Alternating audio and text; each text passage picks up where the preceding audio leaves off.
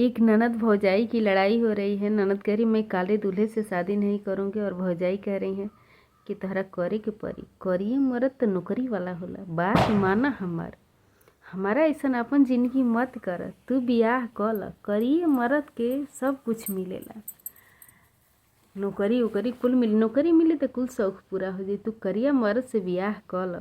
ननद कहती है कि ना हम ब्याह ना करब। तो इसी पे एक गाना है, आप लोग सुनिए, कमेंट कीजिएगा गाना कैसा लगा आप लोगों को।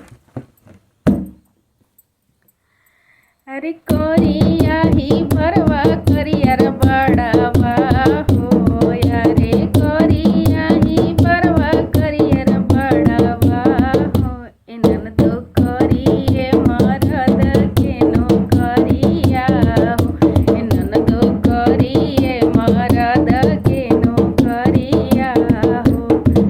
अरे गोरा का मरद तल भुआ हुए ननद, यार गोरा का मरद त सब यारवा हुए ननद, करिए मरद के नौकरिया ये ननद, करिए मरद के नौकरिया ये ननद, करिए मरद त डॉक्टरवा हुए ननद, करिए मरद त इंजीनियरवा हुए ननद, करिए मरद त मास्टरवा हुए ननद, करिए मरद ऑफिसरवा हुए ननद, गोरा का मरद बसला भुआ हुए ननद, यार गोरा का मरद बस यारवा हुए ननद, करिए मरद